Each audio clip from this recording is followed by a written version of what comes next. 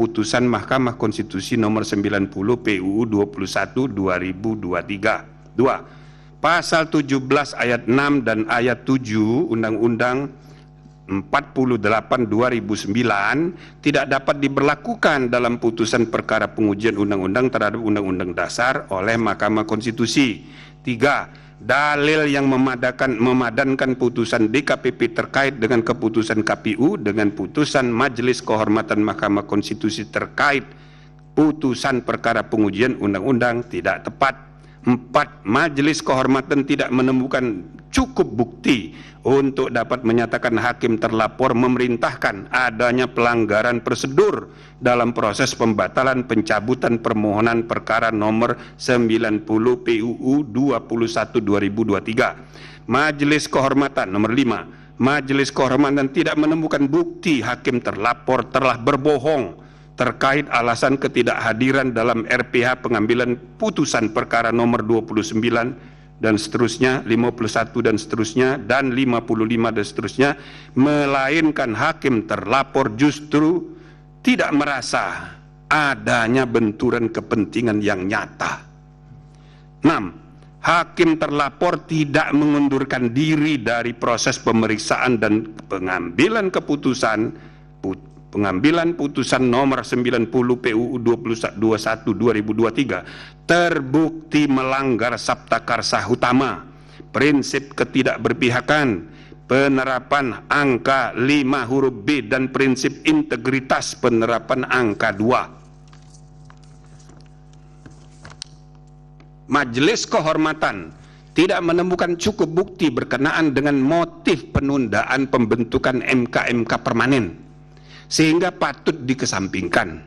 8. Hakim terlapor sebagai ketua Mahkamah Konstitusi terbukti tidak menjalankan fungsi kepemimpinan judicial leadership secara optimal sehingga melanggar Sabta Karsa Utama, prinsip kecakapan dan kesetaraan, penerapan angka 5. 9. Hakim terlapor terbukti dengan sengaja membuka ruang intervensi pihak luar dalam proses pengambilan keputusan nomor 90 PU 21 2023 sehingga melanggar Sabta Karsa Utama, prinsip independensi, penerapan angka 1, 2, dan 3. 10. Ceramah hakim terlapor mengenai kepemimpinan usia muda di Universitas Islam Sultan Agung Semarang berkaitan erat dengan substansi perkara menyangkut syarat usia capres dan cawapres sehingga terbukti melanggar Sabta Karsa Utama,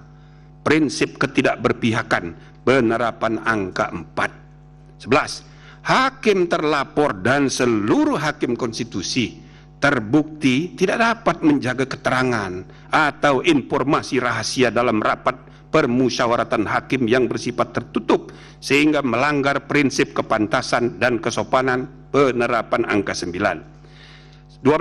Permintaan pelapor BEM Unusia agar tidak mengikut sertakan hakim terlapor dalam pemeriksaan perkara nomor 141 PUU 21 2023 dapat dibenarkan. Nah, itu perkaranya sudah diregistrasi, maka akan disidang dan permintaan BEM Unusia dapat dibenarkan. 13. Hakim terlapor tidak diperkenankan untuk terlibat atau melibatkan diri dalam pemeriksaan dan pengambilan keputusan dalam perkara perselisihan hasil pemilihan presiden dan wakil presiden, pemilihan anggota DPR, DPD, dan DPRD, serta pemilihan gubernur, bupati, dan wali kota yang memiliki potensi timbulnya benturan kepentingan. Rekomendasi: menimbang bahwa dengan bertolak dari hal-hal serta fakta-fakta yang ditemukan selama berlangsungan proses persidangan, Majelis Kehormatan Mahkamah Konstitusi memandang penting merekomendasikan hal-hal berikut. 1. Hakim konstitusi tidak boleh membiarkan kebiasaan praktek saling pengaruh-mempengaruhi antar hakim dalam menentukan sikap, dalam memeriksa, mengadili, dan memutus suatu perkara yang menyebabkan independensi tiap hakim sebagai 9 pilar tegaknya konstitusi menjadi tidak kokoh dan pada gilirannya membuka peluang untuk terjadinya pelemahan terhadap independensi struktural kekuasaan kehakiman Mahkamah Konstitusi secara kelembagaan. 2. Hakim konstitusi tidak boleh membiarkan terjadinya praktek pelanggaran kode etik dan perilaku hakim konstitusi yang nyata tanpa kesungguhan untuk saling ingat mengingatkan antar hakim, termasuk terhadap pimpinan, karena budaya kerja yang ewuh pekewo sehingga prinsip kesetaraan antar hakim terabaikan dan praktek pelanggaran etik biasa terjadi. 3. Hakim konstitusi harus menjaga iklim intelektual yang syarat dengan ide-ide dan prinsip-prinsip pencarian kebenaran dan konstitusional yang hidup berdasarkan nurani yang bersih dan akal sehat yang tulus untuk kepentingan bangsa dan negara, yang tercermin dalam penulisan pendapat hukum dan dalam permusyawaratan dan perdebatan substantif di antara para hakim untuk menemukan kebenaran dan keadilan konstitusional yang hidup itu sebagaimana mestinya. 4. Hakim konstitusi secara sendiri-sendiri dan bersama-sama harus memiliki tanggung jawab hukum dan moral untuk menjaga agar informasi rahasia yang dibahas dalam rapat permusyawaratan hakim tidak bocor keluar. 5. Majelis Kehormatan merekomendasikan agar diadakan revisi Peraturan Mahkamah Konstitusi nomor 1 tahun 2003 tentang Majelis Kehormatan Mahkamah Konstitusi, terutama dengan meniadakan mekanisme majelis kehormatan banding,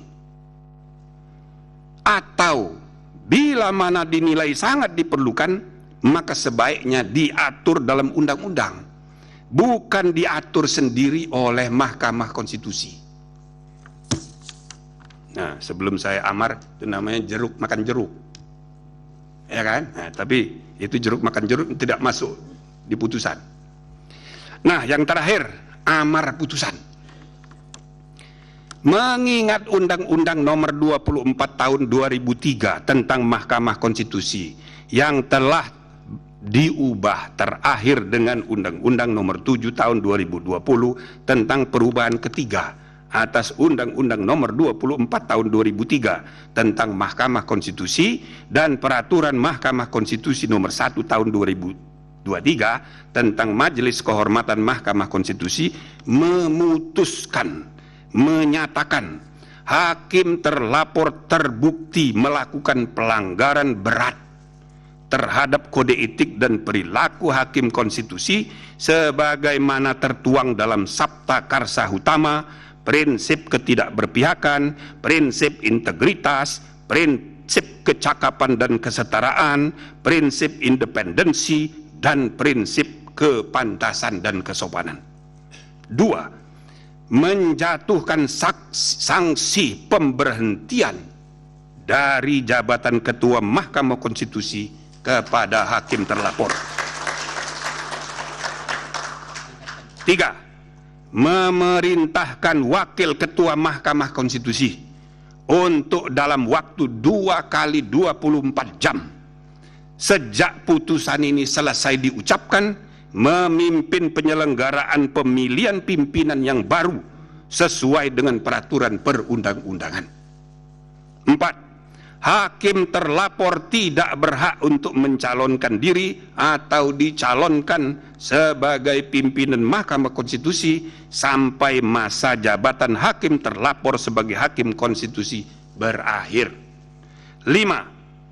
Hakim terlapor tidak diperkenankan terlibat atau melibatkan diri dalam pemeriksaan dan pengambilan keputusan dalam perkara perselisihan hasil pemilihan presiden dan wakil presiden, pemilian anggota DPR, DPD dan DPRD, serta pemilihan gubernur, bupati dan wali kota yang memiliki potensi timbulnya benturan kepentingan.